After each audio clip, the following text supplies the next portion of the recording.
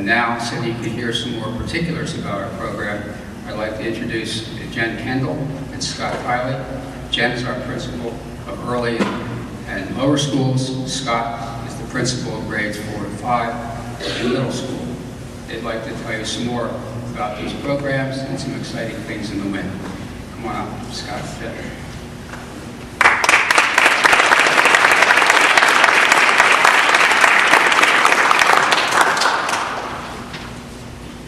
Thank you, Mike. Good evening, everyone. It is truly hard to believe it's February, although we finally are getting, as we felt at door duty this afternoon, cold clip of weather, so I think we should all know it's winter. We are having an incredible year. Our early school is full, and we welcome so many new families this year, and thank you, Molly. We are great thanks as well to you, as Mike was talking about. You are our best, greatest ambassadors of who this school is, because your children have gone through its halls and in the classrooms. So I thank you as well. And your positive messages about our school help bring families to GPA. It has been such a joy to watch all of our new children join our children at the early school. The multi-age experience at Montessori is such a treasure, and it's been fun to watch all of our new youngest students partner up with their older students in the classroom. Our kindergartners this year have made special connections to our second graders by forming buddies this year. They've met various times to share stories and projects that the second graders are doing. And the first graders are busy this month. They they had their moving up event, and next week we'll be joining lower school at lunch. The lower school is continuing to build on the foundation started at the early school. We are in our second year of the Roland Reading Foundation Super Kids program and continue to be excited by all that it has to offer our children. We continue to focus on fluency and comprehension through the Integrated Language Arts program. It's wonderful to watch the children's excitement grow as their reading progresses. The children are also busy with exciting adventures on and off campus. Science experiments, research reports, guest readers, trips to U of M, the Henry Ford Museum, the history of Detroit through the Dawson Museum and the Detroit Historical Society. And our second graders had an incredible experience of making full rounds at Henry Ford Cottage this fall, and it was absolutely incredible and a great tie to their science curriculum. We continue to work on our homeschool connection, and My Backpack was a wonderful addition this year, allowing teachers to email and have newsletters go out through that program as well. Our character education program continues to grow. We focus again on our 6 pillars and integrate that throughout our curriculum and chapel.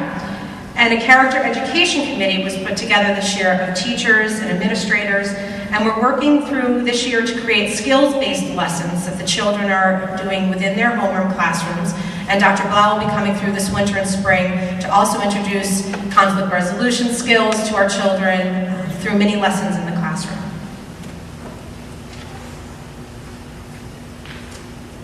Thank you, Jen. I've been here a while, and I was mentioned the other day that this aspect of moral development, character education, community service is really part of the bricks and mortars of the Grosse Pointe Academy. It goes back to the days of the Sacred Heart Academy. It's just really the essence of really who the Grosse Pointe Academy is. We carry the character education obviously all the way through grades 8. We tend to have to get into some more of that heavy lifting in terms of conflict resolution, relationship skills, things like that, because as you hit pre-adolescence and adolescence, these skills, definitely these needs come to the forefront. But once again, referring back to chapel, last week was mentioned, and this has its roots in our Sacred Heart tradition, to whom much is given, much is expected in return. We expect an awful lot from these children, and it's amazing to watch them day after day step up to that challenge.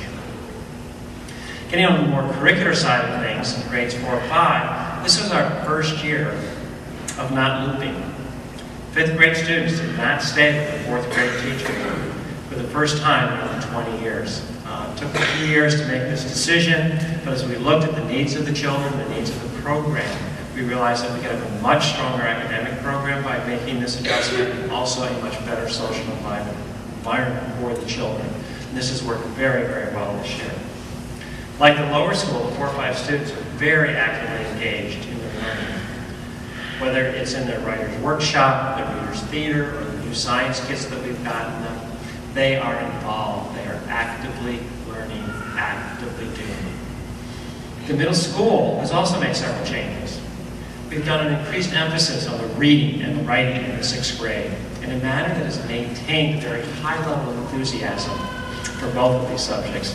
I was in the classroom the other day, and the students were given a choice of several activities to do. They chose writing. I mean, it's just amazing. I mean, this warms the heart not only of an English teacher, but really any teacher, that 6th grade students, 11-year-olds, 12-year-olds, can say what we want to do the most is to write, which is absolutely amazing. I love it. We've made some adjustments, I'm sorry Mary Jo is in the audience, to the Heritage Project, another major tradition here at the Grosse Pointe Academy. We've trimmed it down. It got to be a bit too much, to be honest. In essence, we've kept all the skills, everything they need to know, but we've made it simplified, more user-friendly, and not only that, it's made the project a better project, but it actually gives the classroom teachers more time to cover some other materials, some other topics that they would like to. Music program obviously has had some adjustments to it, more of an emphasis on the musical skills, techniques. Performances are still a major component of our program, but what we now have is a curriculum that flows smoothly from grade to grade around the entire school. And very recently, we've been creating a mentoring program between the middle school students and the 4 or 5 students. 5th graders are up in the science lab, Mr. Grosse lab. The 6th grade kids have just finished dissecting frogs. And it was great to watch them. The 5th graders came in a little hesitant. The 6th graders have their hands inside the frog, showing all the innards.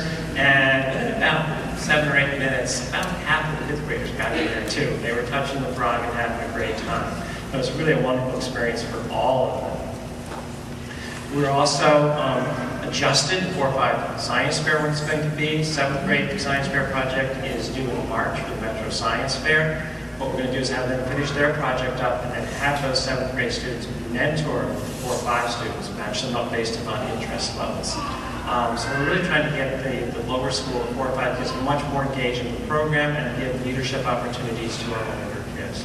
So we're really looking forward to that success of that program. Going back to the character education, the 7th grade also is creating video shorts on typical situations that take place in the middle school or in 4 or 5, whether in the cafeteria, whether in the playground, and they're going to then present those to the 4 or 5 students and lead discussions. So we're once again, we're really trying to integrate things throughout the entire program.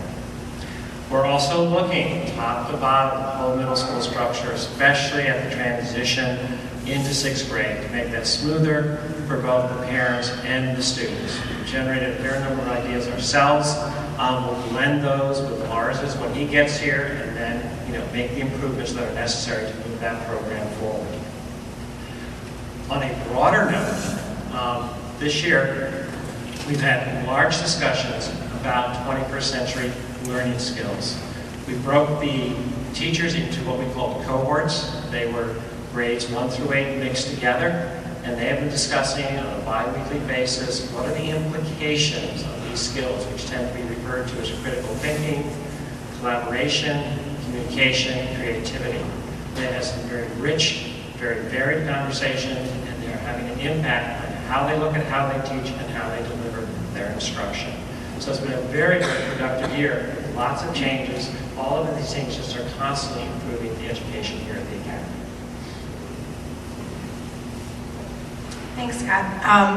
To add on to the professional development, in the fall, the entire faculty had the opportunity to attend the Isaacs Conference at Cobo Hall, downtown in Detroit. And it was a full day of professional development with teachers from all over Michigan and the independent schools within our conference. And we had a chance to study different ideas about 21st century learning, character development, creative arts, STEM, which is science, technology, engineering, and math, and the latest brain research.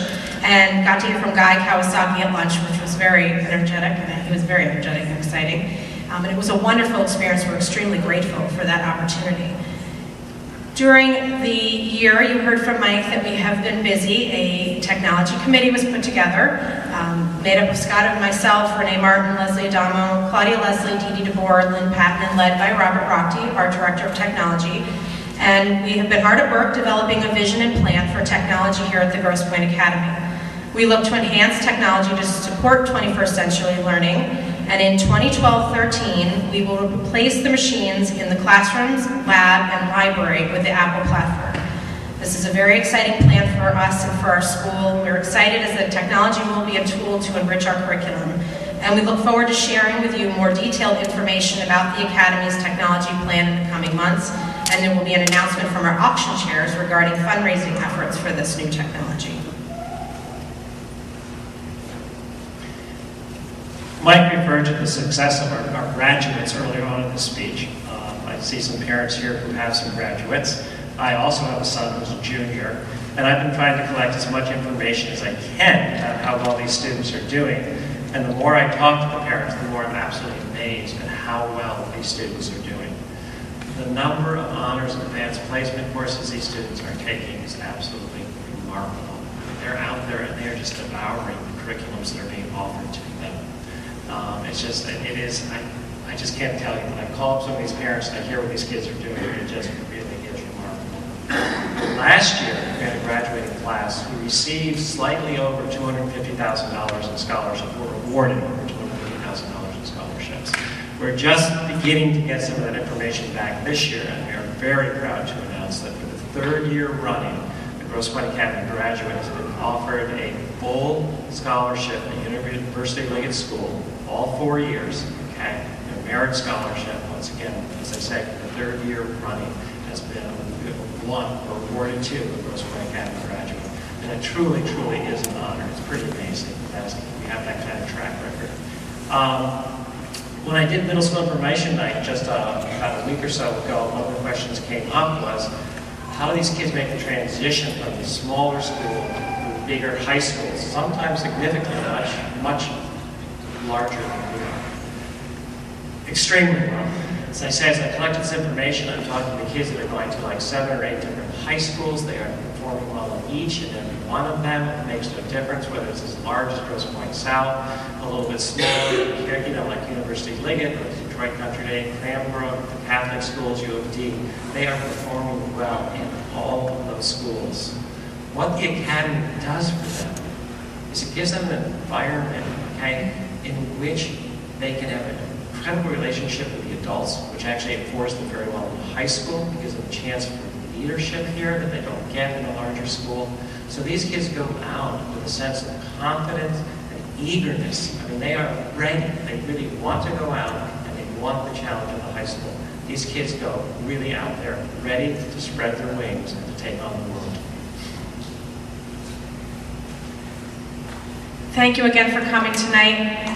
And if you have any questions for Scott and I, our doors are always open. Email, please contact us. Thank you.